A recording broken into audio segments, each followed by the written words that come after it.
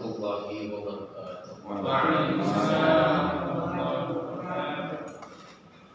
Alhamdulillah wassalatu wassalamu ala Rasulillah wa ala alihi wa ashabihi wa mawala. Amma ba'd. Para peserta yang saya hormati, pada pertemuan terakhir ini ingin saya sampaikan tentang karakteristik ajaran Islam, karena yang mau kita dakwahkan itu ajaran Islam. Kita harus paham tentang ajaran Islam yang mau kita dakwahkan. Bagaimana mungkin kita mendakwahkan ajaran Islam kalau kita sendiri tidak memahami ajaran Islam? Mari kita mulai dengan baca basmalah. Bismillahirrahmanirrahim. Islam itu agama yang sempurna. Makanya surat Al-Maidah ayat 3 menyebutkan begitu. Al-yawma akmaltu lakum dinakum wa atmamtu alaikum ni'mati wa raditu lakumul Islam dinan. Itu agama yang sempurna. Nah, di antara kesempurnaan ajaran Islam itu tercermin pada 7 karakter yang sesuai dengan kemajuan zaman. Ini membuat Islam itu agama yang diminati oleh banyak orang. Apa saja itu karakteristik ajaran Islam? Yang pertama adalah ar-rabbaniyah.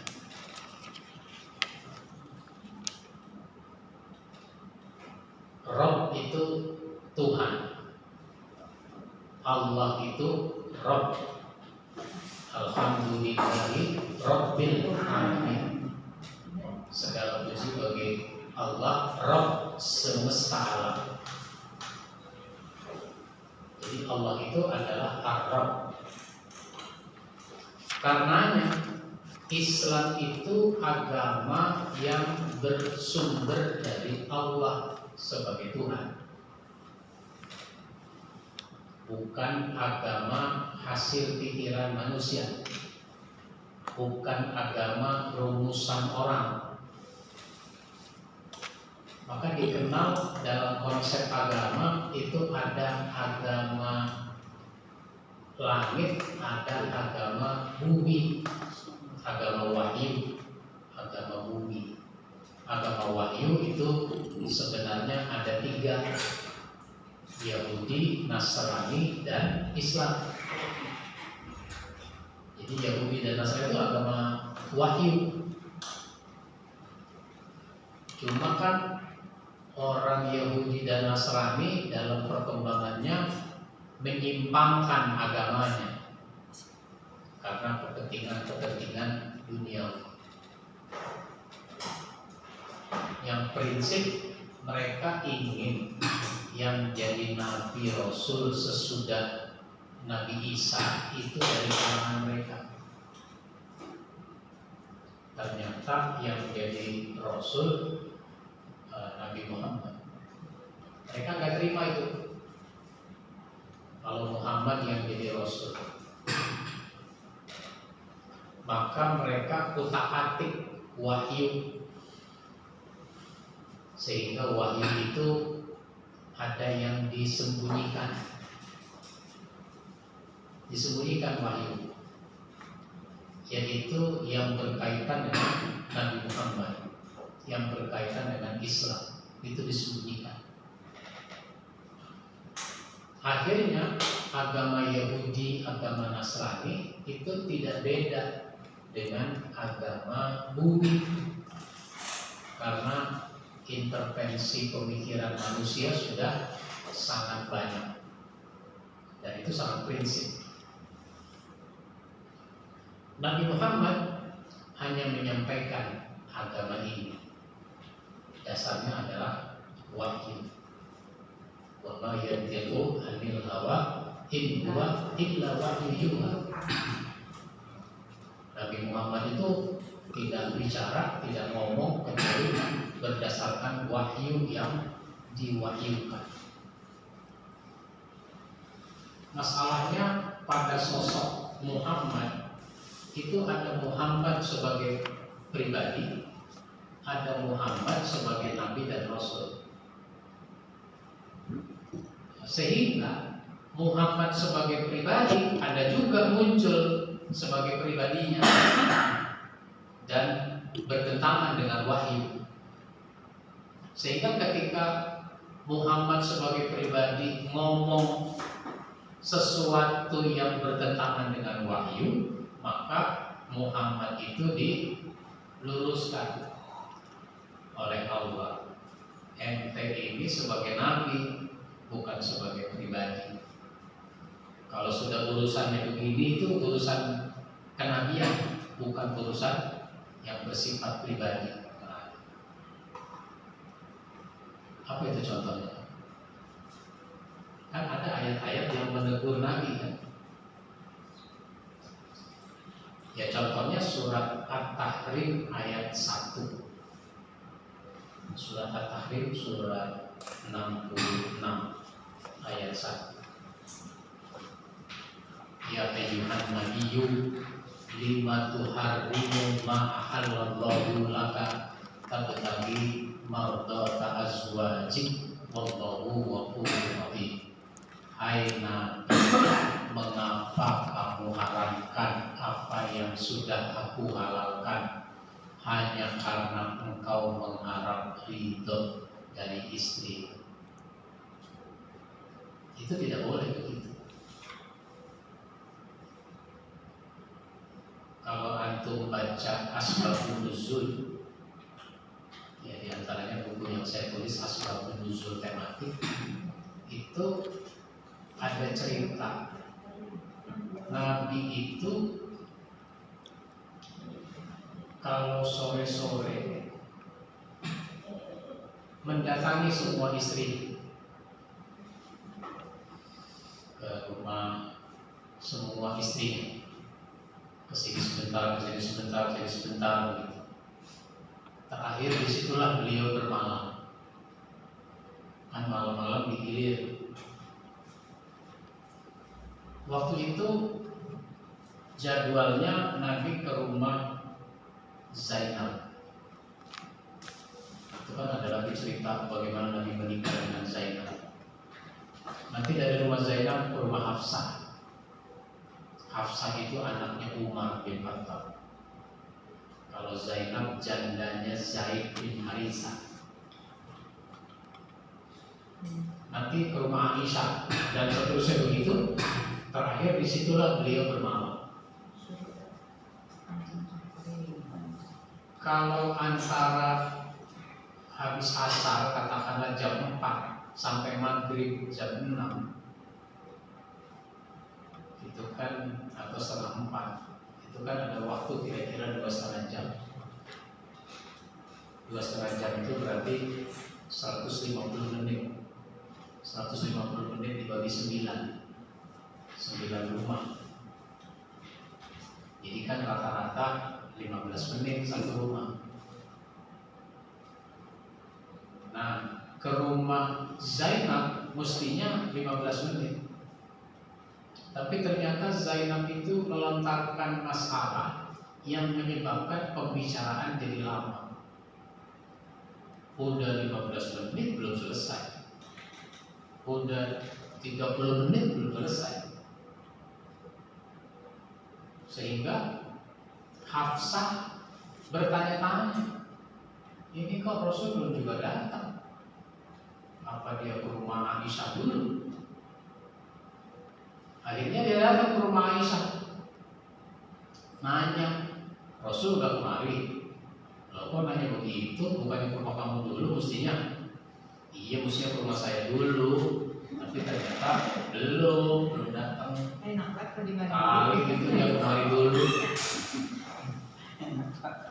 Kata Aisyah ya belum. Lah kalau kesini belum, ke rumah saya belum, berarti masih di Solo dong. Di rumah Zainab. Ini kelamaan nih. Kalau kelamaan ini namanya nggak adil nih. Ya udah saya permisi. Rasulullah itu di rumah Zainab masih disuguhi minuman berupa madu. Nabi minum itu madu. Karena menyadari sudah terlambat, nggak kumur-kumur lagi, langsung ke rumah Hafsah. Sampai di rumah Hafsah, Assalamualaikum, dijawab, dibukain pintu, Rasulullah mencium Hafsah, Hafsah mencium Rasul. Waktu mencium itulah aroma mulut Nabi tercium bau madu. Bau madu. Bukan bau rokok. Ini kadang-kadang laki mau dicium sama istri, tapi aromanya bau rokok. Dia mau rokok, dia mau agak. Istrinya jadi heran, ini laki menyium asbak. Ya Rasul, mulut engkau bau apa itu? Bau maghfir ya? Maghfir itu sejenis minuman yang tidak baik. Kata Nabi, bukan maghfir yang benar aja, masa saya minum maghfir. Ya sebenarnya Hafsah tahu itu bau apa. Dia lagi pengen nyindir aja ngomong. Tadi di rumah Zainab saya disuguhi madu, saya minum itu madu. Jadi bau madu bukan bau maghfir. Oh, pantes lama di sono. Enak rupanya engkau dikasih madu segala. Ya, kalau di sini mah, kalau bahasa kita ya, di sini mah ada air putih juga udah alhamdulillah. Jangan ngomong begitu. Memang saya agak lama di rumah Zainab, itu bukan karena madu, tapi karena ada persoalan yang dibicarakan. Ya kalau memang gara-gara madu juga nggak apa-apa ya Rasul. Enggak, kamu kok jadi nggak percaya sama saya? Sejak kapan kamu nggak percaya? Nah, nada bicara sudah agak tinggi. Rasul itu tidak mau menyakiti perasaan istrinya, sehingga Rasul bilang apa? Kalau kamu nggak percaya juga, mulai sekarang saya haramkan madu buat saya.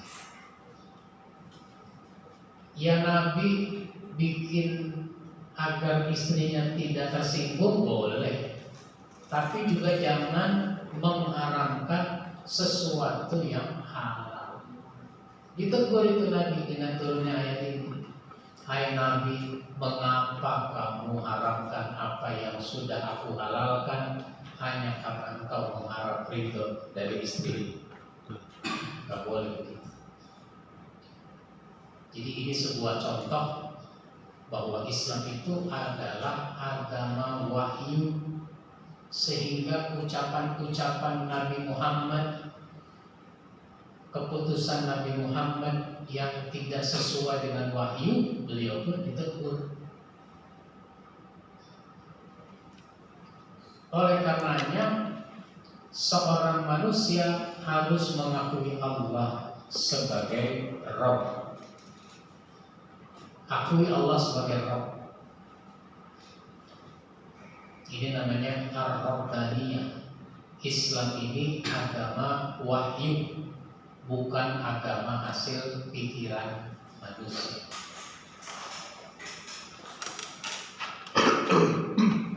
Yang kedua, Islam itu karakteristiknya adalah al-insaniyah. Insan itu manusia. Kalau disebut al-insaniyah, itu artinya Islam adalah agama untuk manusia.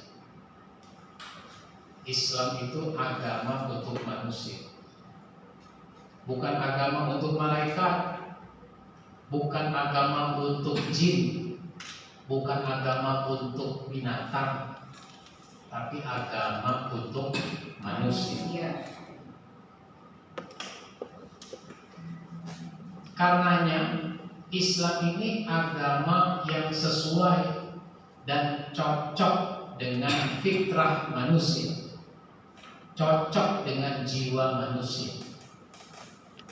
Tidak ada ajaran Islam yang tidak cocok dengan manusia. Kalau ada manusia tidak cocok dengan Islam, itu bukan Islamnya, tapi manusianya. Kalau ada makanan enak, kan semua orang suka. Tapi ternyata ada juga orang yang tidak suka. Kenapa gak suka? Ya dia sakit. Karena sakit dia gak mau makan itu. Jadi Islam itu agama yang cocok dengan manusia. Apa yang diinginkan oleh manusia itu ditampung di dalam Islam. Manusia ingin apa? Manusia ingin kaya, punya harta yang banyak. Boleh? Boleh. Malah harta itu harus dicari, disuruh nyari harta. Itu namanya cocok. Manusia punya kebutuhan makan, minum. Makan, minum malah disuruh. Kulu washrabu, makan dan minumlah kamu.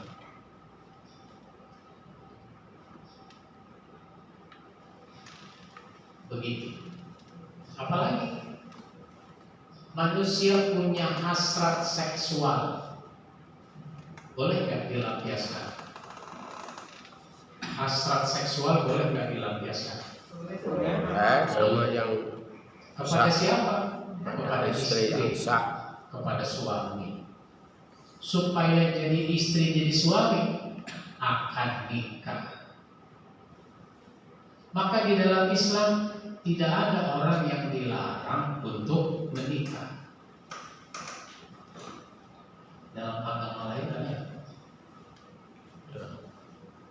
Orang mau jadi pastor, orang mau jadi biarawati, syaratnya tidak boleh menikah, nggak boleh punya istri, nggak boleh punya anak. Kalau mau jadi pastor begitu, jadi biarawati begitu. Maka sudah rahasia umum, di depan jamaah dia berkhutbah, di balik itu dia berzina.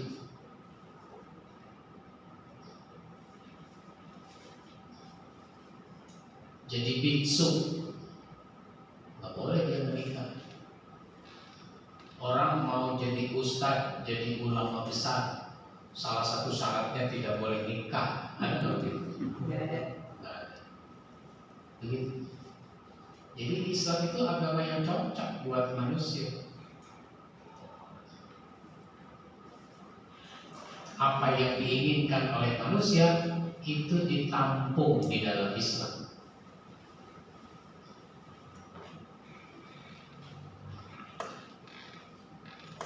Jadi biksu jangankan punya istri, punya rambut saja nggak boleh. Ada nggak biksu yang gondrong? Biksu yang gondrong ada? Kalau ustadz gondrong ada? Banyak.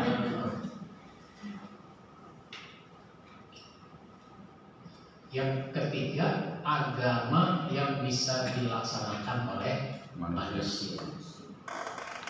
Islam itu bisa dilaksanakan oleh manusia. Syariat Islam itu bisa dilaksanakan oleh manusia. Syariat menikah bisa dilaksanakan manusia. Maka kalau ada orang menikah, kita mestinya ikut gembira. Gembira bukan karena dia udah dapet pasangan, tapi gembira karena syariat pernikahan masih kita junjung tinggi. Sebab ada orang sudah menjadi seperti suami istri, padahal akad nikahnya belum. Begitu. Nah, di dalam Islam orang sudah melamar pun belum jadi suami istri. Sudah melamar, udah meminang, belum jadi suami istri, belum resmi. Saya suka mengatakan setengah resmi pun tidak, belum ada konsekuensi apa-apa. Konsekuensi orang yang sudah dilamar cuma satu, nggak boleh terima lamaran orang lain. Kalau dia mau terima lamaran orang lain, yang ini dibatalin dulu. Jangan yang ini diterima, yang itu diterima. Dua-duanya jadi tanggal lagi. Nggak bisa begitu. Lalu ada wanita punya 2 suami, ya nggak bisa. Laki-laki punya 2 istri bisa, tapi wanita punya 2 suami nggak bisa. Nah, ini namanya al-insaniyah. Sebelum ngantuk, ada yang mau nanya? Ngantuk dari tadi Pak Ustaz.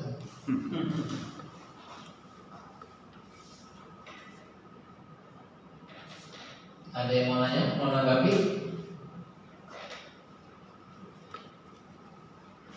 Jelas?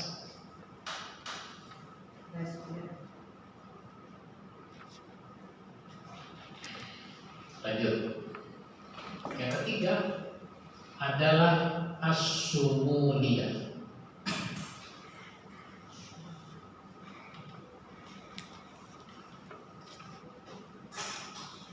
Islam itu agama yang lengkap. Agama yang lengkap, meliputi seluruh aspek kehidupan, sempurna dan lengkap. Maka disebut Islam itu syamil dan kamil. Kalau kamil itu sempurna, kalau syamil itu menyeluruh, lengkap. Sehingga aspek-aspek kehidupan itu diatur di dalam Islam, dipandu di dalam Islam.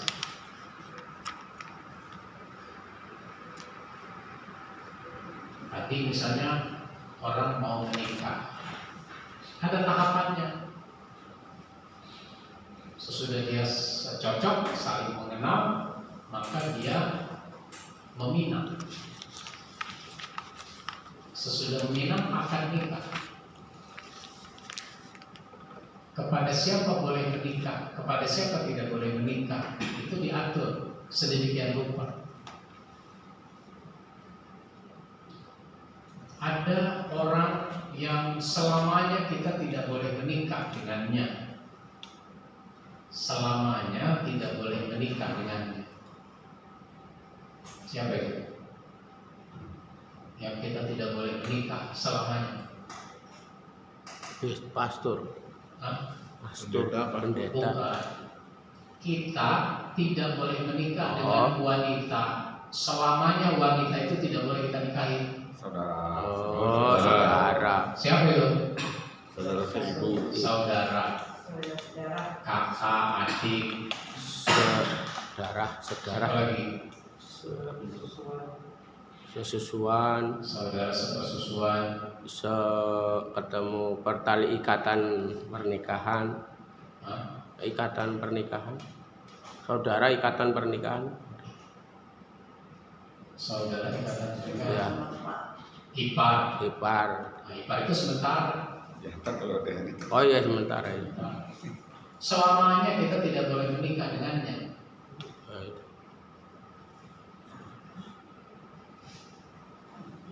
Kalau ke atas ibu, Oh iya. terus ke atas nenek, nggak boleh nikah sama ibu. Sampingnya ibu, bibi, Di paman. tante. Sampingnya kita, Saudara perempuan. saudara perempuan. kakak adik ke bawah, anak cucu nggak boleh nikah sama anak. Tapi kan ada bapak menzinahi anak, hamil ke anak, lahir anaknya, bahasanya udah rancu tuh. Ini anak apa cucu? Mau dibilang anak cucu, mau dibilang cucu anak.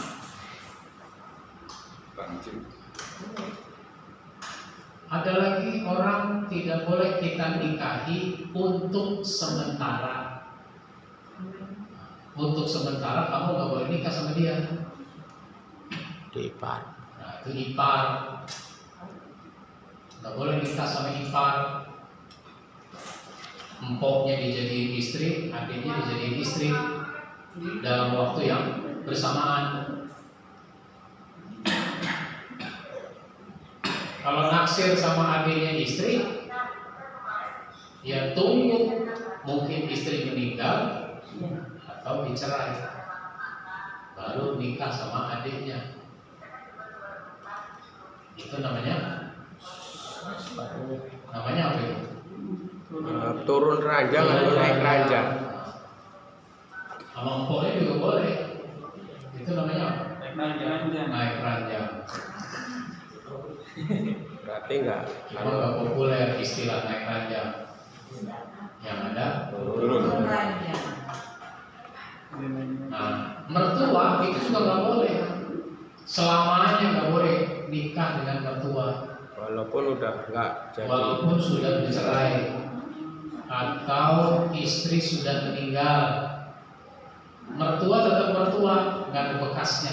Masih kecek padahal mertuanya. Nggak boleh menikah dengan ibu mertua. Kalau sama adiknya boleh, kalau sama empoknya boleh. Nah, kalau sama emaknya itu namanya lompat ranjang. Jatuh nanti. Leset. Bisa patah tuh ranjang.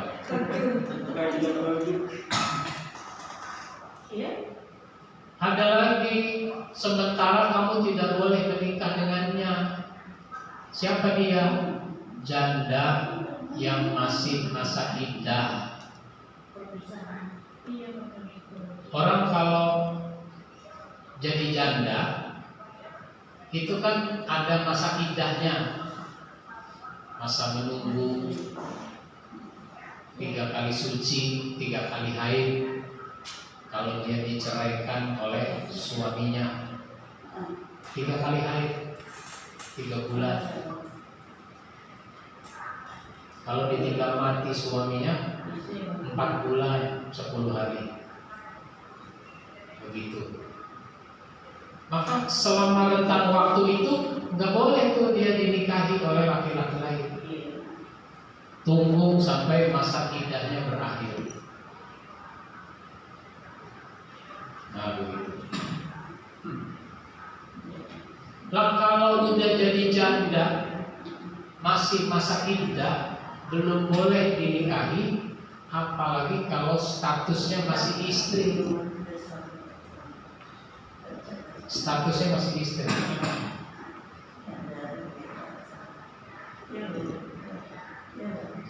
Istri menggat dari rumah suaminya.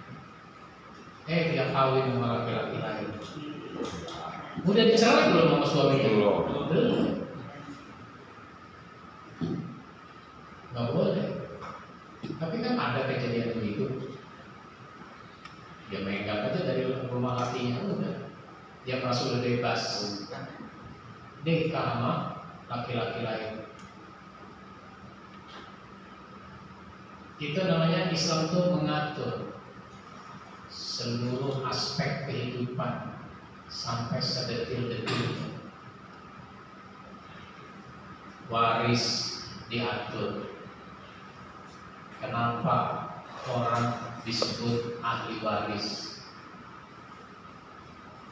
Oh, dia jadi ahli waris karena hubungan perkawinan.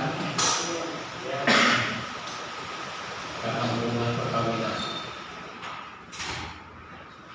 hubungan perkawinan itu misalnya suami atau istri, maka istri jadi ahli waris, suami jadi ahli waris. Kalau ternyata dia bercerai, ya putus, status sebagai ahli waris putus. Setahun sesudah bercerai mati, nggak dapat dia warisan. Coba gua nggak bercerai, yang mereka tahu udah bercerai. Maka kalau orang istrinya ada dua-duanya ahli waris, itu namanya hubungan perkawinan. Ada lagi hubungan darah, hubungan nasab. Waris itu kan ke atas orang tua, ke samping saudara, ke bawah anak cucu. Nah, itu begitu.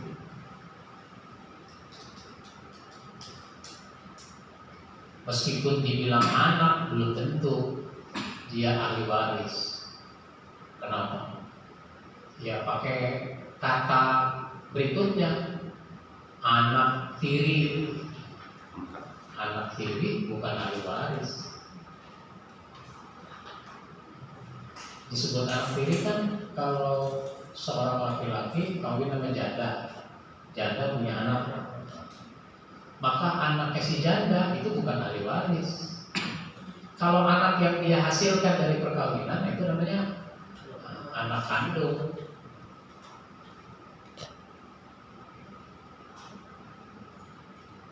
Anak angkat bukan ahli waris, anak angkat. Angkatnya anak sambung lah ya, anak sambung. Anak sambung itu anak tiri tadi. Anak sambung ya bukan ahli waris. Anak angkat, sehingga anak angkat nggak ada konsekuensi hukum apa-apa. Anak angkat itu orang lain yang ada di rumah kita, nggak ada konsekuensi hukum. Yang dimaksud konsekuensi hukum adalah waris, nggak ada waris. Perwalian, nggak boleh. Bapak angkat jadi wali atas pernikahan anak angkatnya yang perempuan dalam pernikahan itu, nggak boleh. Nggak sah. Kalau jadi wali murid boleh. Wali santri nggak? Kalau jadi wali nikah nggak boleh. Kalau wali murid kan untuk tanggung jawab SPP. Wali santri. Begitu. Nah, ini contoh-contoh bagaimana Islam itu mengatur sedemikian rupa lengkap, melingkupi seluruh aspek kehidupan. Kemudian kerangka umum ajaran Islam itu terdiri dari akidah, syariah, dan akhlak. Jadi garis besar ajaran Islam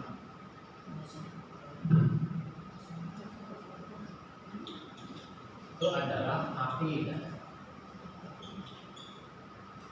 syariah, akhlak.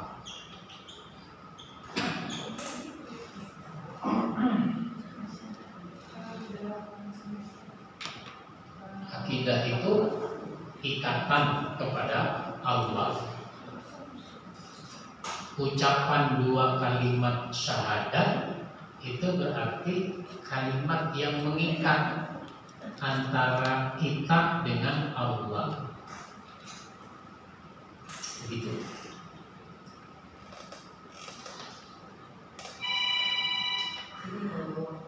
Maka kalau orang sudah mengucap dua kalimat syahadat, dia harus terikat kepada Allah. Terus syariat. Syariah itu dari kata syari. Syari itu artinya jalan. Hidup ini disebut perjalanan. Perjalanan hidup. Maka perjalanan hidup itu ada aturannya. Sebagaimana kita di jalan raya itu juga ada aturannya. Itulah disebut syariat.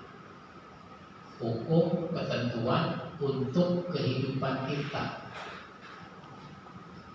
baik yang terkait dengan ubudiyah, peribadatan, maupun muamalah dalam hubungan sesama. Itu syariat.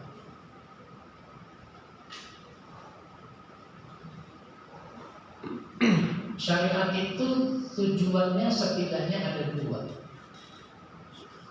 Pertama, untuk mewujudkan kemaslahatan, untuk mewujudkan kebaikan. Makanya di dalam syariat itu ada perintah. Kalau kita diperintah, yakinlah bahwa ada kemaslahatan, ada kebaikan yang ingin diwujudkan oleh Allah. Yang kedua, dalam syariat itu tujuannya untuk mencegah mafsadat, untuk mencegah kerusakan. Makanya dalam syariat ada larangan. Kalau kita dilarang, pasti ada keburukan yang ingin dicegah. Nah, itu yang harus kita pahami. Dan kemudian akhlak. Akhlak itu beda dengan etika, meskipun ada unsur kesamaannya. Kalau etika itu kan nilai kebaikan dan kebenarannya berdasarkan kesepakatan manusia, sehingga istilahnya sopan, santun.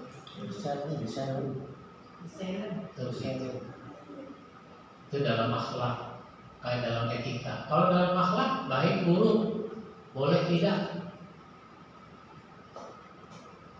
Namun ada irisannya tadi antara akhlak dengan etika.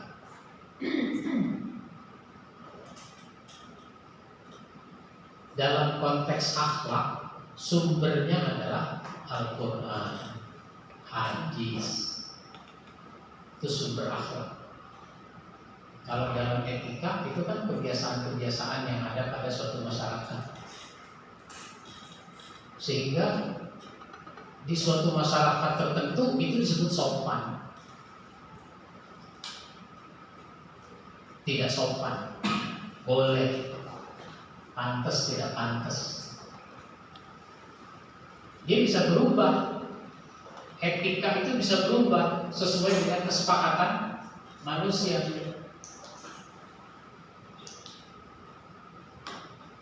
Dulu orang kalau pakai pakaian udah robek itu sudah tidak sopan, tidak pantas. Celana robek belum masih pakai. Sekarang ngajak dirobek. ada namanya etika tuh.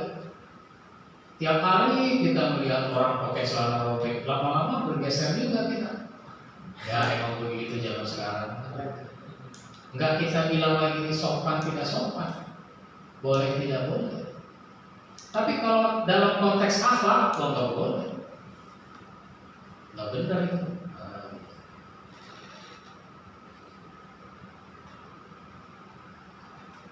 Akhlak itu dari sisi objek. Kalau dari sisi objek, kepada siapa kita berakhlak? Akhlak kepada Allah, akhlak kepada diri sendiri,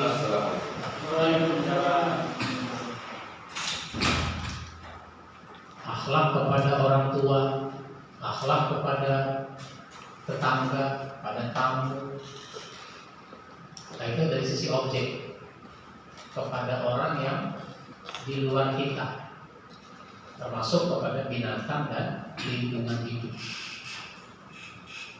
Nanti akhlak itu dari sisi sifat,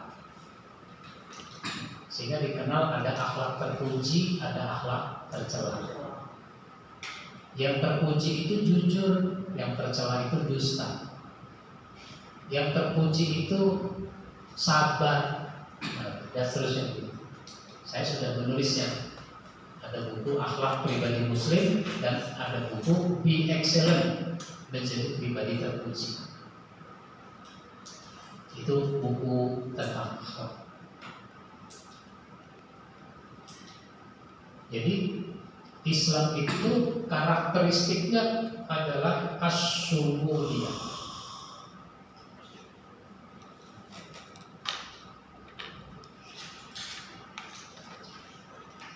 Mundur lagi sedikit buat yang baru datang. Tadi yang kedua al-insaniyah, yaitu manusia, agama untuk manusia, agama yang cocok buat manusia, agama yang bisa dilaksanakan oleh manusia. Itu Islam disebut al-insaniyah. Sebelumnya lagi ar-rabbaniyah. Ar-rabbaniyah itu Islam agama dari Allah sebagai Rabb, agama wahyu, bukan agama hasil pikiran manusia. Baik, sudah kita bahas 3, ar-rabbaniyah, terus al-insaniyah, terus asy-syumuliyah. Ada yang nanya? Maaf Ustaz, mundur tadi pertanyaan saya yang kaitannya tadi dengan wanita yang meninggalkan suami. Ini wanita yang ditinggalkan suami sudah puluhan tahun, tidak ngasih nafkah, istilahnya kalau cara orang Jawa digantung.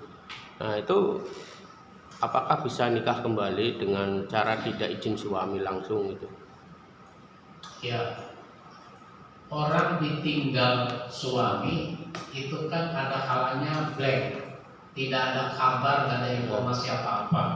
Jangankan nafkah, informasi saja tidak. Maka kalau kasusnya seperti ini, si istri itu harus, kalau dia mau status janda, maka dia harus mengajukan ke pengadilan agama, menyampaikan gugatan cerai. Pengadilan agama dasarnya apa? Sigot taklid. Kan dulu sesudah akad nikah, saya Ahmad Yani berjanji dengan sesungguh hati bahwa saya akan mempergauli istri saya dengan baik, muasyarah bil ma'ruf. Selanjutnya saya mengucapkan sigot taklid. 1. Apabila saya tidak menafkahi istri saya selama 6 bulan lamanya, atau saya membiarkan istri saya selama 3 bulan, atau saya meninggalkan istri saya 2 tahun berturut-turut, atau saya menyakiti badan istri saya, lalu istri saya tidak ridho dan mengajukan halnya ke pengadilan agama dengan membayar uang iwan sebesar Rp10.000, maka saya kuasakan kepada pengadilan agama untuk menjatuhkan talak 1 saya kepadanya. Jakarta, tanda tangan. Masih ingat nggak Pak bahasa Bu? Hah? Udah lupa Pak? Baca sigot taklid udah lupa itu kali ini. Udahlah, nggak pikirin nih. Ya. Jadi dengan sendirinya. si istri jangan langsung mentang-mentang udah ditinggal lakinya 5 tahun lalu dia nikah lagi, jangan. Status sebagai janda dulu harus didapat. Itu dengan cara ke pengadilan agama. Pengadilan agama nanti akan mengumumkan, memanggil orang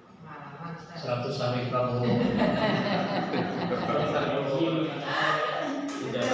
Pengalaman ini dia ya. Pakai istilahnya Ustaz. Ya. Bukannya kalau kita sudah cerai mesti ada saksi juga Ustaz. Apa cukup kita ngomong nggak saya ceraikan kamu? Apa sudah cukup begitu saja? Iya, harus ada saksi. Ada saksi toh. Walaupun siri tadi tapi ada saksi tetap. Ada saksi. Sebab kalau nanti ada orang mempertanyakan, loh kok si ibu ini bukan ada lakinya? Kok nikah? Dia udah dicerai sama lakinya. Kapan? 5 bulan yang lalu. Gua yang jadi saksi. Iya. Itu makanya itu. Jangan baru dicerai seminggu yang lalu. Iya. Ya makasih Pak. Roma Irama tuh dulu bikin lagu nggak paham dia tentang syariat ini.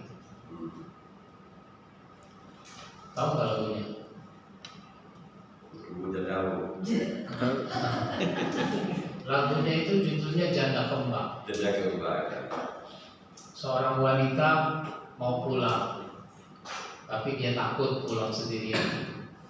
Bang, antar aku ke rumahku. Aku takut sendirian. Bang, antar aku. Nah, ini lagunya gitu. Kalau saya nggak bisa nyanyiin ya. Kalau Indonesia Raya saya bisa. Penyanyiin gitu. Nah, lalu ditanya, loh, bukankah engkau sudah bersuami? Minggu yang lalu kami bercerai. Seminggu yang lalu aku bercerai. Nah, apa kiranya yang terjadi? Kurasa dia Asik. bukan jodohku. Asik. Karena saya nggak nyanyi, dia asik. Itu kalau dinyanyiin asik tuh. Hai kau janda, ya. Bagaimana kalau aku melamarmu? Banyak anak gadis, mengapa abang maunya kepada janda? Tidak apa. Nanti bulan depan kita kawin. Salah ya itu Ustaz. Nah, itu Salah, kalau banyak masa orang baru seminggu jadi janda, sebulan kemudian mau diajak kawin, Harusnya masih masa iddah. 3 bulan 10 hari nanti kawin harusnya. Mesti diralat itu lagunya. Harus salah itu ragunya. Kalau gue ketemu Oma gue lari. 135 juta aja diralat.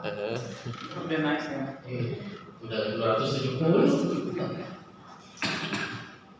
Begitu Pak. Baik. Jadi akidah, syariah, akhlak. Ya, silakan Pak. Saya mau tanya perbedaan Ustaz. Perbedaan Islam itu syariat itu apakah sama dengan ibadah? Syariah. Iya. Oh. Karena saya pengertian itu Islam itu apa namanya akidah, ibadah sama akhlak. Nah, itu syariat apa beda nggak sama itu sama ibadah? Pelaksanaan syariah itu jadi ibadah. Oh, pelaksanaannya ibadah.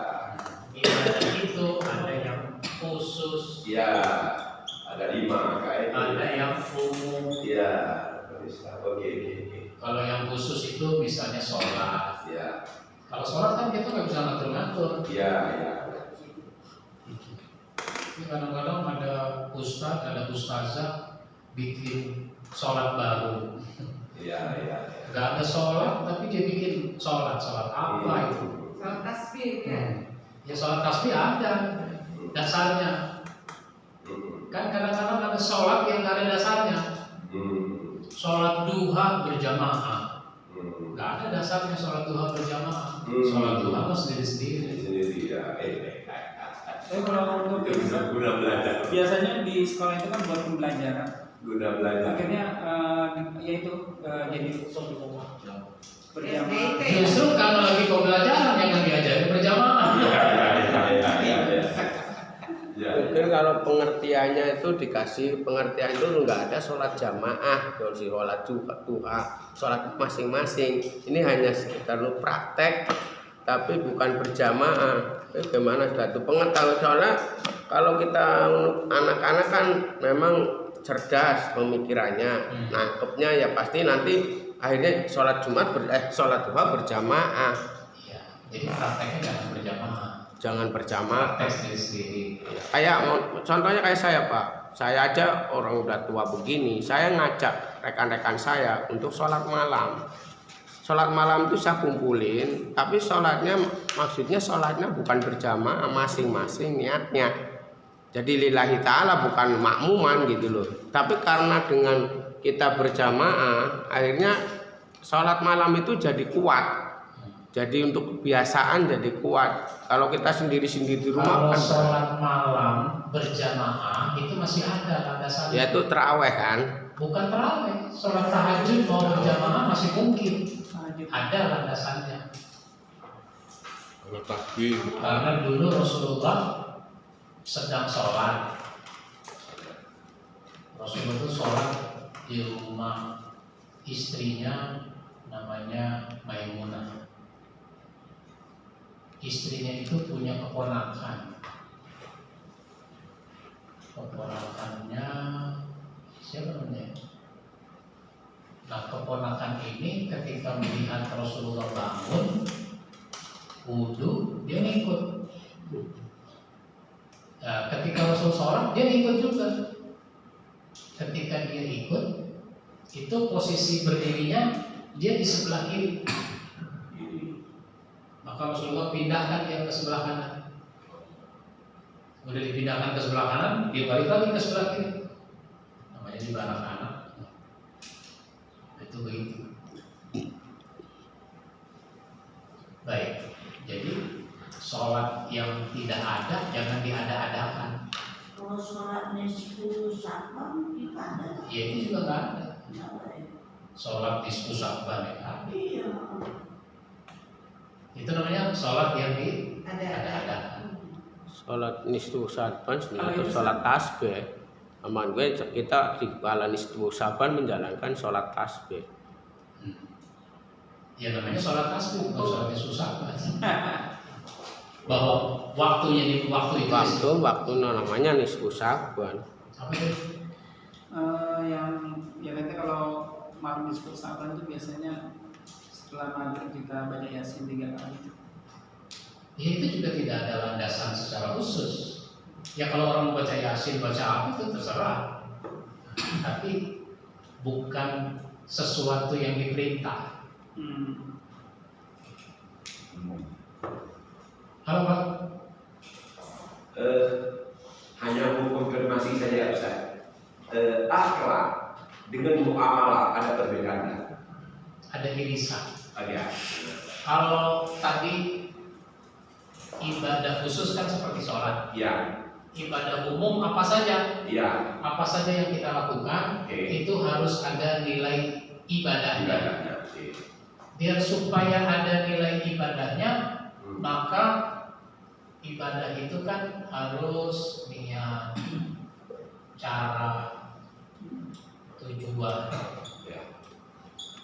Biar supaya ibadah itu apa saja, itu harus ada niat karena Allah, cara yang benar, tujuannya ridho Allah. Nah, dalam akhlak,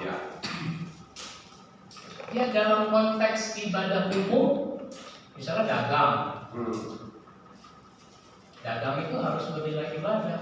Maka biar supaya dagang bernilai ibadah, selain tidak melanggar syariat, itu juga harus sesuai dengan akhlak.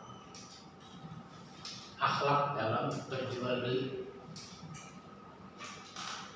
Jadi kalau kita sampaikan orang bukan muamalah tapi akhlak yang kita ngomongkan. Akhlak ya bukan muamalah ya Ustaz. Iya muamalah. Muamalah. Iya.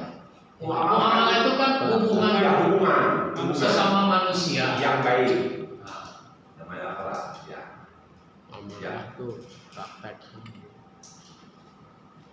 Biar supaya muamalahnya baik, maka harus sesuai dengan akhlak. Akhlak ya, yang baca memahami Ustaz. Baik, ya. Terkait dengan di Al-Quran ada inna dina indallahi itu Islam. Agama yang paling benar adalah agama Islam. itu kenapa Allah nggak menciptakan satu aja gitu? Ya Allah misalnya biar nggak ada agama lain selain agama Islam. Terus yang kedua, gimana yang orang dilahirkan itu memang dari komunitas yang memang jauh dari Islam, misalkan di dalaman dia hanya ada satu agama yang dia tahu dan dia memang nggak tahu Islam sama sekali, jadi turunan. Misalkan Kristen, jadi dari lahir sampai dia meninggal pun dia beragama Kristen. Karena kan dia nggak bisa memilih. Gitu. Kalau Allah mau menciptakan umat itu satu, ya bisa aja. Tapi kan Allah tidak mau menciptakan umat itu satu, agar manusia itu berkembang sebagai manusia yang saling menghormati. Kalau Allah menciptakan agama, maka itu satu kesatuan sebenarnya. Islam itu dari Nabi Adam sampai dengan Nabi Muhammad. Jadi sebenarnya Islam semua itu. Cuma pengistilahannya yang berbeda. Sehingga kata Nabi, aku ini seperti orang yang membangun tapi tinggal melengkapi batu bata. Jadi satu kesatuan dengan Nabi Ibrahim, dengan Nabi Yusuf, dengan Nabi Hud dan seterusnya sampai Nabi Adam. Itu satu kesatuan. Cuma ada istilah-istilahnya dalam konteks agama, disebut Yahudi, disebut Nasrani. Maka kalau dia komitmen kepada kitabnya, niscaya dia masuk Islam. Dia menerima Islam yang dibawa oleh Nabi Muhammad.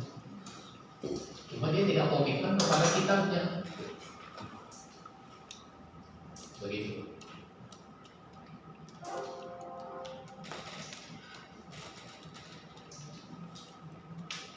Ada lagi? Yang kedua satu. Apa yang kedua?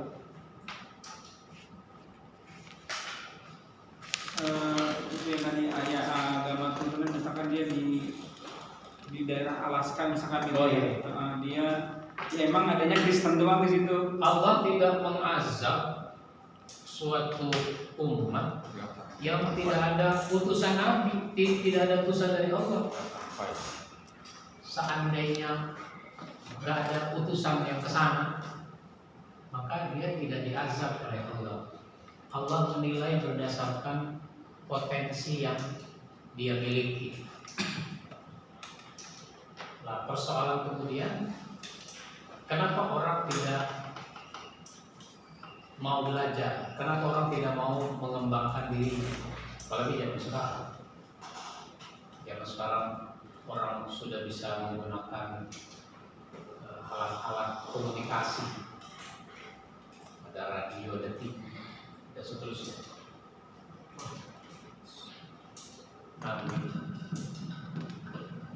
Maka Allah nilai seberapa bagus dia memanfaatkan potensi hati berpikir yang sudah Allah berikan, panca indera. Baik. Lanjut. Sekarang al-waqi'iyah. Al-waqi'iyah. Waqi' sesuai dengan kenyataan. Realistis. Islam itu agama yang realistis, sesuai dengan kontekstualnya, sesuai dengan kenyataannya.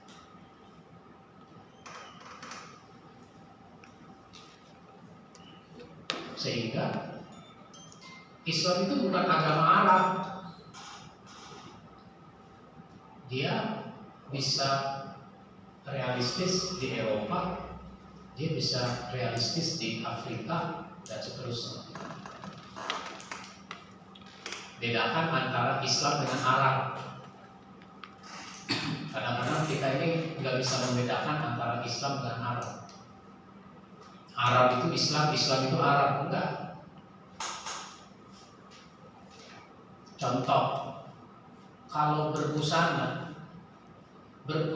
itu yang penting menutup aurat. Menutup aurat. Bukan modelnya. Modelnya terserah. Mau pakai gamis kayak orang Arab, silakan. Mau pakai kemeja, celana panjang, jas kayak orang Eropa, nggak apa-apa. Mau pakai sarung, mau pakai baju koko, sarung malah bukan cuma khas Indonesia. Orang Bangladesh juga pakai sarung. Begitu. Jadi menutup auratnya. Cuma sayangnya kita sudah terlanjur terbentuk pikiran kita Islam itu Arab, Arab itu Islam. Kalau pulang haji itu mesti pakai gamis, mesti pakai sorban, mesti pakai idel. Ya nggak apa-apa. Namanya juga pulang dari negara Arab, wajar. Tapi jangan yang begitu dibilang pulang haji. Kalau pulang haji mesti begitu. Lalu ada orang pulang haji biasa-biasa aja, pakai celana panjang, pakai baju koko, malah pakai peci hitam. Lu bagaimana sih pulang haji kok pakaian begini? Ya emang kenapa? Itu bukan ini bagian dari sunnah yang dijalankan, kayak imamah terus koko segala macam. Ya nggak ada ketentuan seperti juga. Misalnya orang Arab begitu, orang Yaman begini, orang Mesir lain lagi. Ada gitu. Baju koko, namanya juga koko. Berarti Cina dong. Cina punya itu. Baju koko kita nggak sadar nggak pakai baju Cina. Koko. Ya kita berapa pakai baju koko?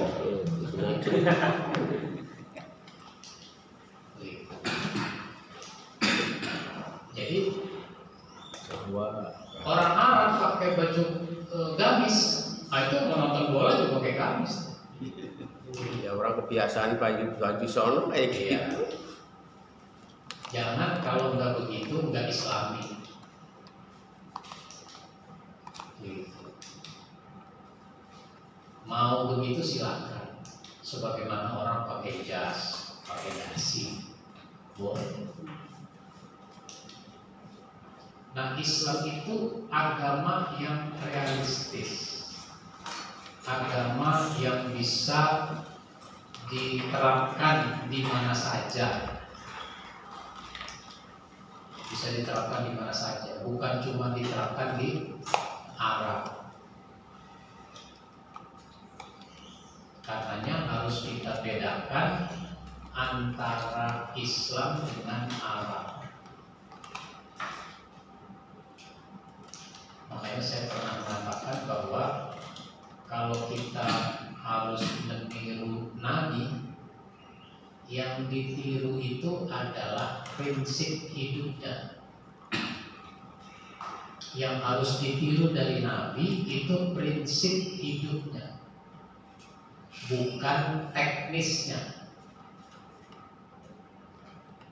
Gimana? Jadi itu ada kitab As-Sama'il Muhammadiyah ya. Jadi dia menerangkan bagaimana cara tidur Nabi, minum Nabi, pakaian Nabi segala macam. Ya mungkin dari di Indonesia banyak kan selain ngikutin akhlaknya ya pribadinya ya itu juga termasuk sehariannya dia gitu. Iya. Ya boleh. Sifatnya boleh, bukan suatu kemutlakan. Yang mutlak itu yang jadi prinsip dalam hidupnya. Bisa bedakan nggak antara teknis dengan prinsip? Nabi kalau mau tidur berwudu, Itu namanya prinsip. Bersuci terlebih dahulu. Terus tidurnya baca doa. Sebelum tidur baca doa. Itu namanya prinsip. Pakai bantal apa enggak? Itu enggak prinsip. Pakai kasur atau pakai tikar? Itu enggak prinsip. Pakai AC apa enggak kamarnya? Itu namanya enggak prinsip. Nabi itu makan pakai tangan kanan, baca doa, itu namanya prinsip. Yang dimakan yang halal itu prinsip. Jadi yang prinsip itu yang halal, bukan apa yang dimakan. Lu makan apa? Duren, duren dimakan. Emangnya Nabi makan duren? Tapi makan apa makan duren?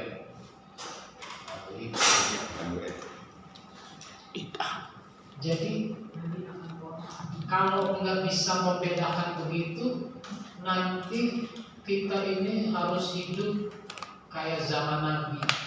Pakai ontak, terus pakai mobil. Mestinya kita hidup kayak Nabi, bukan kayak zaman Nabi. Zaman udah berubah. Iya. Bagaimana kita mau mengembalikan suasana zaman Nabi dari kehidupan sekarang? Prinsipnya ya,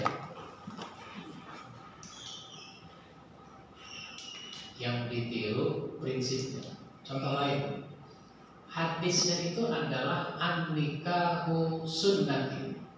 Nikah itu sunnah. Yang menjadi sunnah adalah nikahnya, bukan at-ta'addud sunnati. At-ta'addud itu berbilang, poligami. Jadi bukan poligaminya yang menjadi sunnah. Yang menjadi sunnah itu nikahnya. Mau nikah lagi silakan. Bukan suatu kemutlaqan. Nah begitu. Kan ada orang kawin lagi, wah ini kan sunnah Nabi. Yang menjadi sunnah Nabi itu nikahnya, bukan nikah laginya.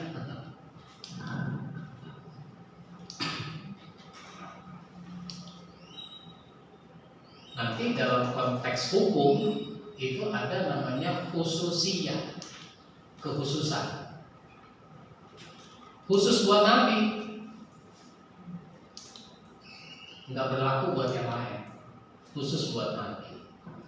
Contohnya kelebihan jumlah istri. Istri Nabi lebih dari 4. Itu kekhususan. Kenapa? Karena ayat yang membatasi istri sampai 4 itu baru turun sesudah Nabi beristri lebih dari 4. Secara khususnya Nabi tidak boleh menceraikan istrinya. Secara khususnya juga istri Nabi kalau jadi janda itu tidak boleh menikah dengan laki-laki lain. Karena kedudukannya ummahatul mu'minin, ibunya orang-orang yang beriman. Maka istri Nabi sesudah Nabi meninggal, meskipun dia masih muda, nggak menikah lagi. Seperti Aisyah kan masih muda. Begitu.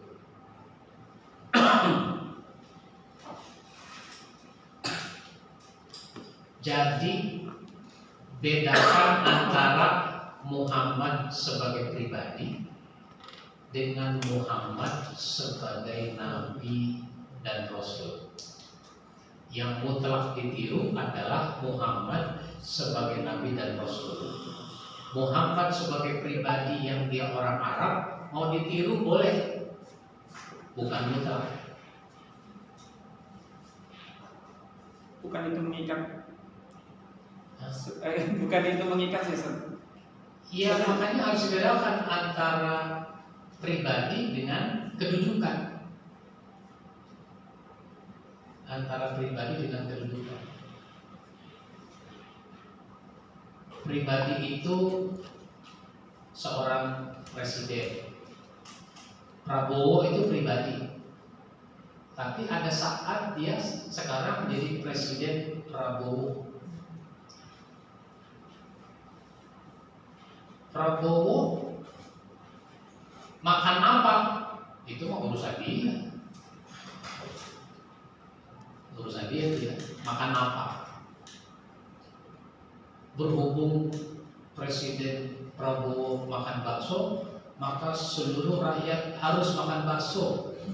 Kan nggak begitu kan? Yang makan bakso itu Prabowo. Begitu juga Nabi Muhammad. Kalau enggak, nanti semua harus kayak Muhammad itu. Dulu ada kejadian, Nabi itu katakanlah kalau bahasa sekarang diundang acara, ada makan di rumah seorang sahabat. Kalau kayak kita nih, ada nasi dengan lauk pauk. Itu ada satu jenis lauk yang Nabi gak doyan. Karena Nabi nggak nyendok, yang lain gak nyendok juga, sehingga utuh. Karena utuh, tuan rumah nanya, ya Rasul, ini utuh, apa nggak boleh dimakan? Apa ini haram? Oh enggak, saya nggak ngambil memang karena saya nggak doyan. Terus yang doyan bagaimana? Ya silakan. Yang doyan bangun lagi. Emang udah boleh ngincer. Jangan kalau Nabi nggak doyan, lalu jadi nggak boleh. Jangan karena Nabi nggak doyan, jadi udah yang lain nggak ikut makan. Itu contohnya.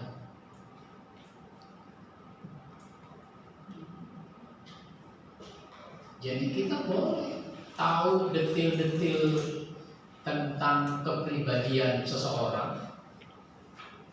Nanti mana yang ajaran, mana yang sifatnya pribadi.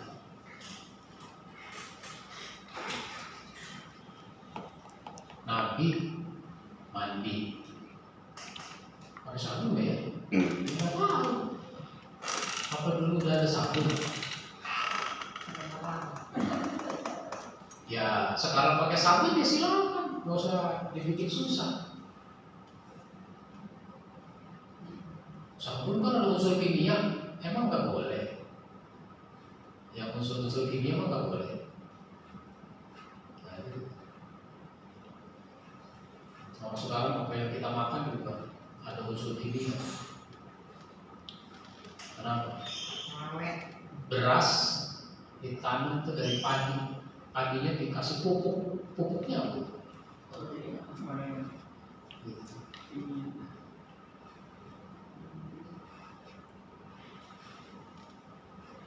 Baik. Jadi Islam itu agama yang realistis, sesuai dengan perkembangan.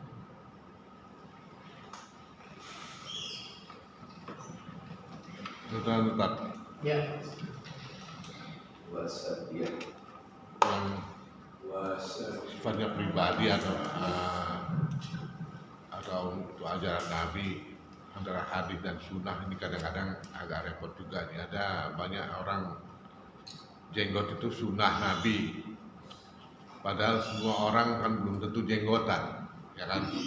Tapi dianggap itu sunnah Nabi katanya. Nah ini pribadi apa ajaran ini? Ya kalau orang nggak punya jenggot, Enggak usah ya dipaksa. nggak usah. Banyak pakai Memaksakan diri harus punya jenggot. Lihat aja palsu. Nah ini yang saya tanyakan, ini maksud saya begitu. Jadi kadang-kadang kan ada orang itu sunnah Nabi. Ya. Oh kamu nggak jenggotan, nah, jawabannya bagaimana itu kan? Jawabannya Apa ini pribadi atau ini ajaran? Ya. Kan ada antara sunnah dan hadis itu bedanya apa? Ini kadang-kadang juga saya belum paham bedanya hadis sama sunnah itu gimana itu? Ya. Kalau sunnah itu kebiasaan Nabi, tradisi kehidupan Nabi, itu disebut sunnah. Informasi tentang kebiasaan hidup Nabi itu namanya hadis. Hadis itu informasi tentang Nabi, ucapannya, sikapnya, perbuatannya. Informasi. Nabi makan pakai tangan kanan. Itu namanya informasi. Informasi bahwa Nabi makan pakai tangan kanan. Informasi itu namanya hadis. Nabi makan pakai tangan kanan itu namanya sunnah. Jadi hadis adalah informasi tentang sunnah. Hadis adalah informasi tentang sunnah. Iya. Berarti jenggotan bukan sunnah, bukan hadis juga ya? Nah, Nabi jenggotan. Nabi jenggotan. Nanti kan dalam konteks hukum itu kan ada hukum itu 5. Dalam kaitan hukum itu 5. Hukum itu 5, ada wajib, ada sunnah, ada mubah atau halal, ada haram, ada makruh. Hukum itu 5. Kalau bid'ah itu bukan hukum. Ini kadang-kadang nggak paham. Apa ini hukumnya? Bid'ah. Kalau masa bid'ah dibilang hukum. Nah, nanti dari apa yang ada di dalam hadis itu diklasifikasi hukumnya, sehingga Imam Syafi'i itu merumuskan namanya usul fikih. Usul fikih itu kalau bahasa kita lebih enak menyebutnya dengan rumus hukum. Rumus hukum. Kalau kita belajar matematika punya rumus, soal kayak apa juga bisa kita selesaikan karena kita berpatokan pada rumus. Hukum itu ada rumusnya. Kreativitasnya Imam Syafi'i merumuskan hukum, namanya usul fikih, sehingga bisa diklasifikasi.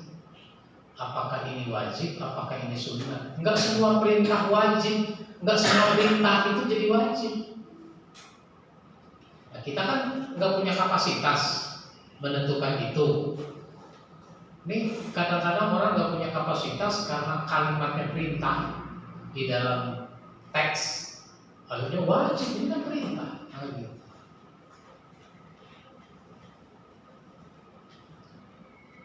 Begitu Pak. Silakan Bu. Tadi mengenai Nabi beristri lebih dari 4 itu, tadi bisa jelaskan bahwa ada khusus yang berlaku kepada Nabi, karena ayat itu turun pada saat Nabi sudah beristri lebih dari 4. Nah pertanyaannya, apakah ada sahabat atau orang lain yang pada saat itu juga sudah beristri lebih dari 4? Dan itu kalau memang ada, bagaimana hukumnya terhadap hal itu? Ya, maka yang punya kelebihan istri dengan diturunkannya ayat ini, mereka harus menceraikannya, menceraikan kelebihan istri itu sampai batas maksimal 4. Orang menceraikan itu nggak selalu pertimbangannya, wah ini yang tua saya ceraikan, enggak. Orang itu kan punya pertimbangan masing-masing. Dan wanita siap aja, namanya juga hukum, aturan. Disitulah pentingnya orang punya kesiapan diatur, sehingga nggak jadi gejolak karena udah siap diatur. Kalau kita kan hukum menawar, hukumnya apa ini? Wajib. Wajibnya wajib ain apa wajib kifayah? Wajib kifayah, ya sudah saya nggak ikut, nggak apa-apa, udah wajib kifayah. Padahal kita bisa. Lalu dalam masyarakat kita kadang-kadang terlalu sempit. Kalau disebut fardu kifayah, persepsinya adalah ngurus mayat. Fardu kifayah ngurus mayat. Padahal jadi guru itu fardu kifayah. Jadi khotib fardu kifayah, jadi dokter fardu kifayah, jadi macam-macam tuh yang dibutuhkan di masyarakat. Itu fardu kifayah sebenarnya, cuma nggak dibahas. Dokter sebenarnya harus ada hitungan apa istilahnya ya? Perbandingan sama Kecukupan. Apa istilahnya kalau kecukupan? rasio ya. Rasio kecukupan. Rasio kecukupan.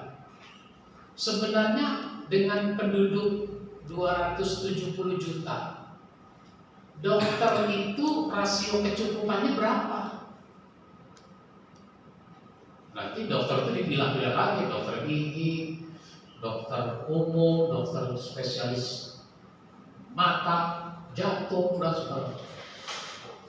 Nah, kalau ngitung rasio kecukupan itu belum cukup. Begitu juga rasio khotib, rasio kecukupan khotib. Ya kalau begitu hitung aja jumlah tempat sholat Jumat ada berapa, khotib yang tersedia berapa, termasuk khotib cadangan khotib. Jadi minimal satu tempat itu 2 khotib dan cadangannya. Nah, rasio kecukupan pemain sepak bola yang bagus itu belum cukup, makanya naturalisasi. Karena kalau mau ikut Piala Dunia yang begini-begini nggak bisa. Maksudnya itu yang begini-begini ya, nggak bisa. Jadi mesti diambil dari Belanda yang ada Indonesia-Indonesianya di kita. Meskipun dia nggak bisa bahasa Indonesia, tapi kan kakeknya dari Maluku dulunya. Republik Maluku Selatan itu kan pada pindah ke Belanda. Suriname kan orang Jawa. Dan Belanda itu menjajah banyak negara. Salah satunya adalah Suriname. Suriname itu nama negara. Suriname. Lalu daerah jajahannya Indonesia, di antaranya Jawa, orang-orang Jawa. Maka orang-orang Jawa dipekerjakan di Suriname, tapi tetap bahasa Jawa di Suriname. Udah merdeka, dia tinggal pilih mau di Suriname, mau di Belanda, atau mau dipindah ke Jawa. Saya di Indonesia aja, di Belanda aja, udah tinggal di Belanda dia. Sehingga ada Belanda, Suriname, Jawa, Suriname. Ada yang tetap di Suriname. Kalau nggak salah pernah jadi perdana menteri begitu. Bahasanya Jawa, Suriname. Nah itu contoh. Rasio kecukupan. Baik, kita sambung dulu hal wasatiyah. Islam agama yang seimbang, agama pertengahan ya, sesuai dengan sunnatullah yang selalu menuntut keseimbangan untuk kelestariannya. Jadi keseimbangan, pertengahan. Islam itu agama pertengahan, tidak terlalu ke kanan, tidak terlalu ke kiri, sedang aja. Wasit itu dari wasatiyah, wasato itu pertengahan. Maka wasit itu jangan berpihak pada tim A, jangan juga berpihak pada tim B, dia pertengahan. Siapa yang salah dihukum, meskipun dia lebih suka pada tim A, misalnya begitu. Pertengahan.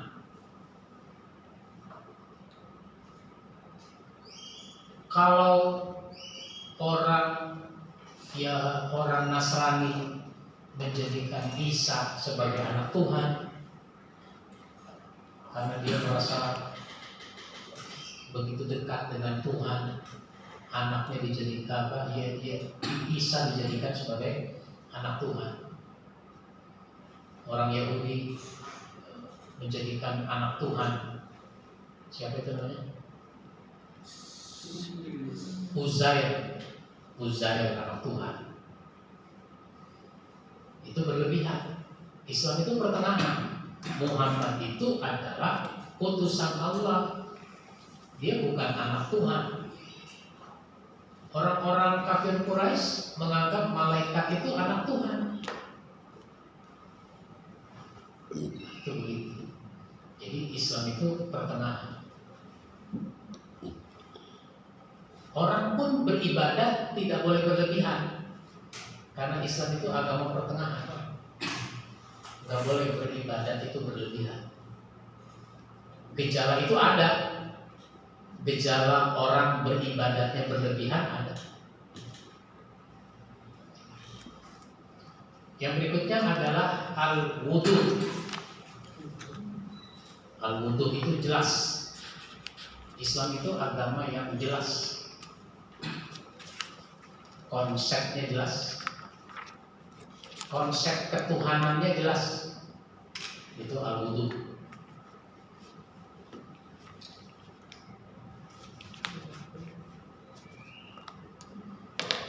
Kalau orang Kristen bingung, makanya pecah menjadi Katolik dan Protestan. Itu konsep ketuhanannya membingungkan. Nggak ketemu tuh orang Katolik dengan orang Protestan. Gerejanya sama dari luar, nggak tahu dalamnya apa ada perbedaan. Ada Marianya. Iya.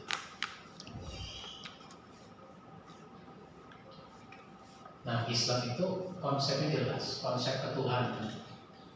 Allah itu ada zatnya, ada sifatnya, ada afalnya. Sudah jelas, gak usah diperdebatkan lagi. Dan gak usah nanya yang tidak perlu ditanya.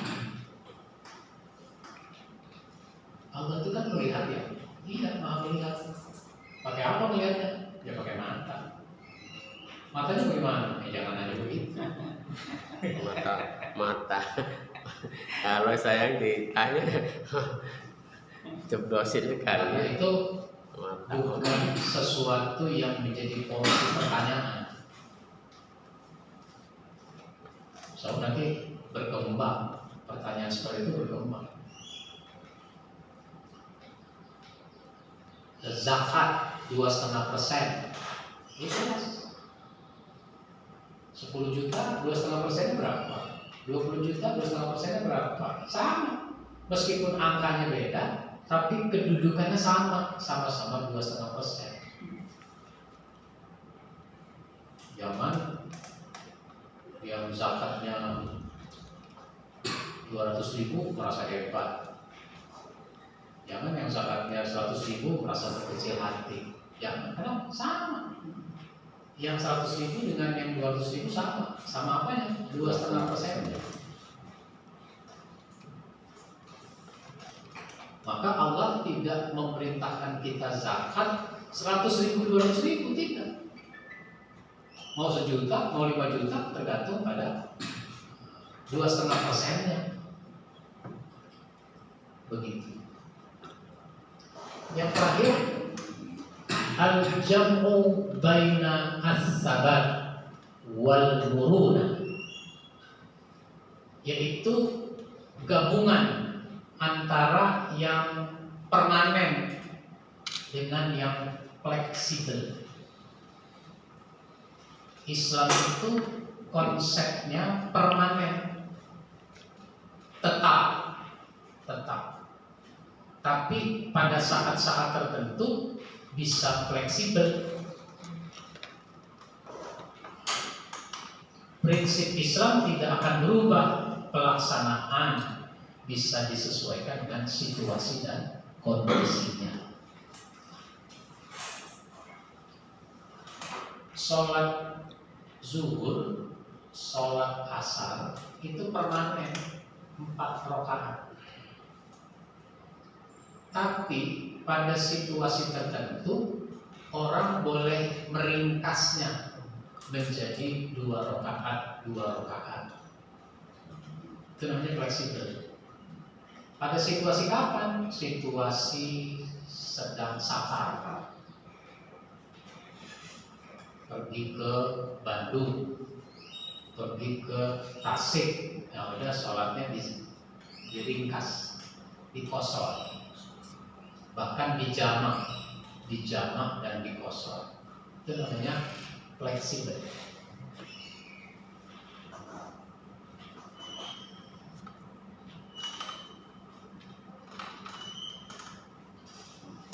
Bukan berarti sholat jadi 3 waktu, bukan. Sholatnya tetap 5 waktu, tapi pelaksanaannya diringkas, jamak dan kosor, seolah-olah menjadi 3 waktu. Zuhur asar 1 waktu, maghrib isya 1 waktu, subuh sendiri.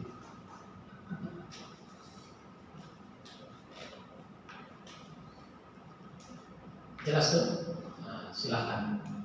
Ya. Perlu saya katakan, ini yang sebelah sini itu pecahan dari mana? Apakah dari Dari akidah, dari syariat, dari akhlak? Nah, itu dari mana pecahan ini Ustaz dapat ini?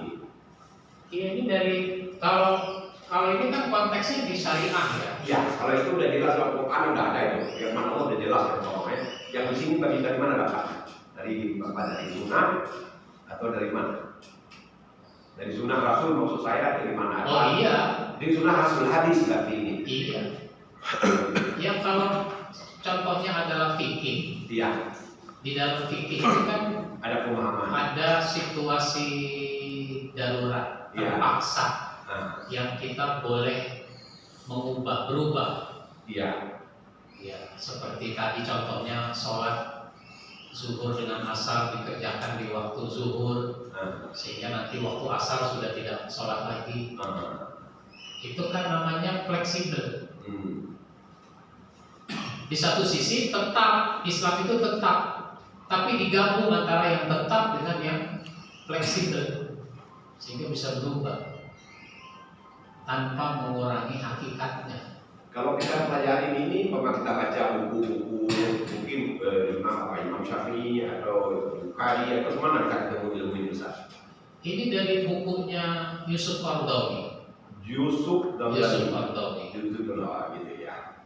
Yusuf Qaradawi itu menulis buku Khosaisul Am Al-Islamiyah. Iya.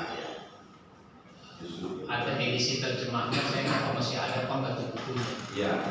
Diberi judul Karakteristik Ajaran Islam. Jadi dari para imam-imam, para ulama Ustaz ya, Ya. selama membagikan itu bukan filosof ya Ustaz ya. Bukan. Ya memang ajaran Islam begitu, cuma dirumuskan menjadi Dengan pemahaman teologi bisa sama nggak? Ya kalau teologi kan menyangkut persoalan akidah, Iya, akidah. sehingga dia tidak membicarakan soal-soal fikih. Kalau akidah kan nggak ada fleksibilitasnya. Iya. Akidah ya begitu. Nah ini biasanya di kajian hukum, syariat, fikih. Fikih ya. Ya, terima kasih Ustaz. Dan dalam perkembangan hidup itu fleksibilitas itu sekarang semakin berkembang. Nggak bisa tidak. Orang harus terima itu fleksibel. Misalnya, yang namanya jual beli, ini penjual, ini pembeli, ada barangnya, yang dijual, yang dibeli, ada akadnya, sampai sepakat. Lah sekarang, konten yang dagang di mana, yang jual di mana, yang beli di mana, barangnya di mana, tahu-tahu nyampe itu barang goib Pak. Itu kan bisa dikatakan ijtihad kan Ustaz? Iya. Ijtihad para ahli yang memang mereka ahli bidang itu loh. Iya. Nah dalam konteks fleksibilitas, disitulah ada ada istihad. Ya, begitu.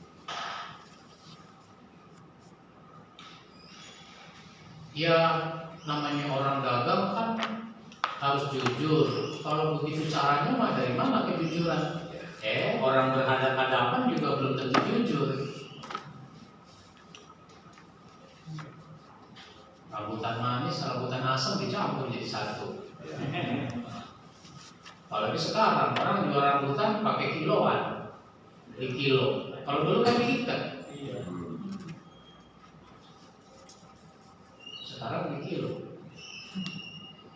Kalau ada orang jual tulisannya besar, misalnya duku Palembang 10.000 besar. Ini contohnya ada setengah kilonya kecil. Kilonya. Beli sekilo, timbang sekilo. Ini 10.000. Kurang pas 10.000 lagi. Loh, ini bukan 10.000 sekilo. Ini 10.000 setengah kilo. Lah itu tulisannya, itu ada setengahnya tuh. Bapak nggak lihat? Tulisan setengah. Ya, nulis begitu tuh tergantung niatnya. Niatnya mau menipu, atau niatnya mau menulis angka yang kecil.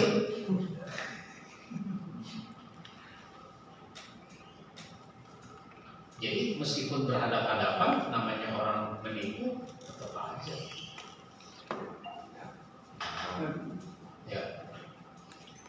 Terkait tadi ya penyebaran Islam yang disebarkan oleh Wali Songo gitu, itu kan proses asimilasi antara dulu kulturnya mungkin Hindu atau Buddha ya di daerah Jawa itu ya. Jadi banyak percampuran tuh antara kultur budaya-budaya yang lama dengan budaya Islam masuk gitu. Jadi kayak ada Islam kejawen, terus misalkan dipadukan dengan wayang atau apa segala macam gitu. Dan sampai sekarang masih ada gitu. Itu kira-kira gimana Ya. sih? Itu kan Wali Songo belum selesai dalam berdakwah. Dia ingin banyak orang masuk Islam. Yang penting masuk aja dulu. Iya. Nanti udah masuk dibina, ada kelanjutannya lagi. Cuma kan orang punya waktu yang terbatas, sehingga belum mengubah yang tahap berikutnya. Mungkin dia sudah keburu meninggal. Mestinya dari berikutnya melanjutkan perubahan itu. Ini malah mempertahankan. Akhirnya apa? Jadi Islam begitu. Belum selesai. Kenapa dia mempertahankan? Karena dia dapat keuntungan mungkin secara duniawi. Ya. Keuntungan duniawi.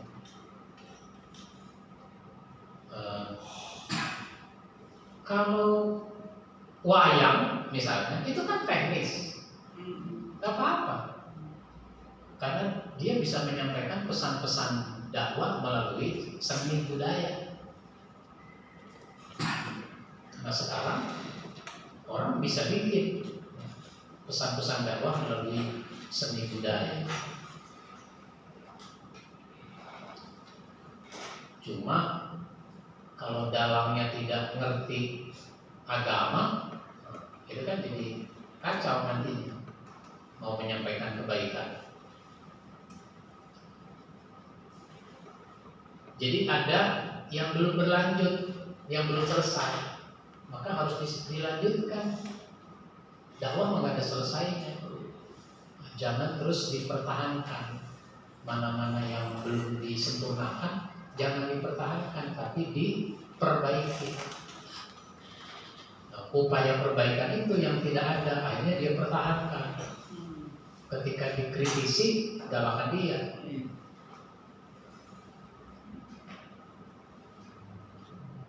Ini sekedar sharing. Saya kan pernah terjun di kalangan kejawen juga.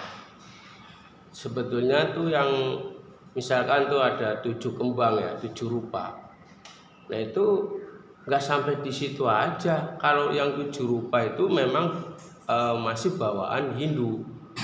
animis dan dinamis. Yaitu kalau yang kita 7 rupa aslinya bahasa filosofinya. Jadi kalau kita menjalankan yang 7 rupa itu, kembang kan wangi. Semua kembang pasti wangi. Nah, 7 rupa itu dikaitkan dengan suratul Al-Fatihah 7 ayat. Itu aslinya larinya ke situ. Jadi dari kembang 7 rupa, kamu sekarang ninggalin kembang ini, pindah ke ayat surat Al-Fatihah, diamalkan, itu wanginya seperti kembang 7 rupa. Nah, saya dapat pelajaran seperti itu. Jadi sebetulnya enggak kalau orang yang enggak tahu kan akhirnya apa? Cuman di situ aja belajarnya, akhirnya apa? Ini tuh kembang 7 rupa. Kemenyan artinya penyampai, wangi. Kalau di kita gaharu kalau di Arab. Kalau di kita adalah di orang Jawa menyan. Sebenarnya menyan wangi, menyampaikan tuh bahasanya itunya. Disitulah filosofinya harus dipelajari. Jangan cuma perilakunya, tradisinya, lalu disimpangkan orang kepada kepercayaan yang tidak sesuai filosofinya. Ya, saya lihat dalam film dulu Sunan Kalijaga, ketika dia menghidupkan dupa, lalu ditanya, kenapa menghidupkan dupa? Bukankah ini kepercayaan bahwa asap ini nanti yang menyampaikan doa kita kepada Tuhan? Saya mau gak punya pemahaman begitu. Saya cuma ingin agar ruangan ini harum baunya. Jadi sebatas itu, dia supaya harum baunya ruangan ini. Nah, orang menganggap sama. Pendupaan, orang Hindu ada, orang Islam ada. Padahal maksud beliau sekedar lahiriahnya sama, tapi hakikatnya beda. Itu yang harus dijelaskan. Mestinya Pak Sigit yang bisa jawab. Hah? Pak Sigit mestinya bisa jawab karena beliau orang Jawa. Mesti tahu Jakarta beliau pasti tahu. Dia lebih tahu internasional. Bukan orang Jawa, orang Lampung. Oh, Saya yang orang Jawa. tahu, berarti tahu. Jakarta kan tahu apa itu. Ya. Jakarta mesti tahu. Jadi Sunan Kalijaga itu punya cara berdakwah dengan pendekatan situasi nasional. Untuk tahap awal, Ya. yang penting orang masuk Islam. Ya. Dulu kan kakak beradik, kakak beradik mereka pecah kan. Utara itu serang-serahkan. Ini jadi bagian yang tidak diketahui. Gitu. Nah, Keadaan. itu namanya kreativitas di dalam dakwah. Boleh kreativitas dalam dakwah. Lah sekarang kreativitas dai sekarang apa? Iya, Kreativitas dai zaman sekarang itu apa? Itu yang harus dikembangkan. Ada yang pakai wayang, orang Sunda apa wayangnya? Wayang golek. Wayang golek. Ya. Kalau Jawa kan wayang golek. Makanya ada istilah semata wayang. Karena wayangnya orang Jawa itu matanya cuma satu. Disebut semata wayang. Kalau wayangnya Sunda 2 matanya. Ekor itu matanya 2. Cuma karena di negara kita lebih dominan orang Jawa, bahasa Jawa, kekuasaannya Jawa, akhirnya bahasa yang kepake bahasa Jawa. Semata wayang. Karena wayang matanya cuma satu. Itu kali Pak, itu mah pikiran saya aja. Semua wayang itu mengandung arti kayak Durno adalah kayak apa, suka ngadu domba, suka ini kan. Jadi ada semua itu filosofinya ada semua. Ya, baik. Silakan. Kembali ke masalah yang tadi Pak Wali Songo belum selesai menyampaikan dakwah sepertinya seperti apa sebenarnya. Yang saya mungkin kita sebagai masyarakat bingung sekarang, artinya mana sih yang salah, mana yang benar gitu. Karena di masyarakat itu udah tercampur banget. Misalnya ada yang bilang di kuburan itu tidak boleh baca Quran. Tapi banyak sekali masyarakat kita yang membaca Yasin di kubur pada saat ziarah gitu. Terus banyak juga misalnya perayaan 7 harian, 40 harian, 100 hari, 1000 hari. Nah itu katanya nggak boleh karena memang itu tradisi yang harusnya sudah diluruskan kembali. Tapi kan kenyataannya itu banyak yang salah. Nah, jadi sebetulnya kita memang harus tahu ilmunya juga ya, Ustaz, yang mana yang sebenarnya yang terjadi. Sementara Ustaz satu berpendapat sebegini, yang lain seperti ini. Jadi kita juga agak bingung juga tuh yang mana yang harus kita pegang. Ya kalau saya sesuatu yang butek, tahu butek? Air itu kan mestinya jernih, tapi air ini sudah bercampur dengan macam-macam sehingga warnanya tidak lagi jernih.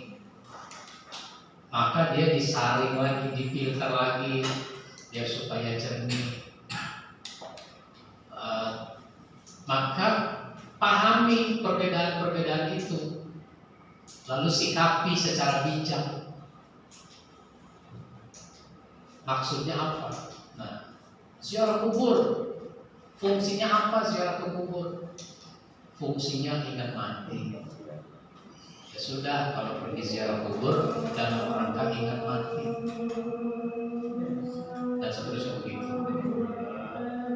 Jadi memang banyak yang harus kita pelajari, yang harus kita kaji. Jangan bingung, ambil pemahaman yang utuh dari berbagai pihak. Begitu. Kita skors.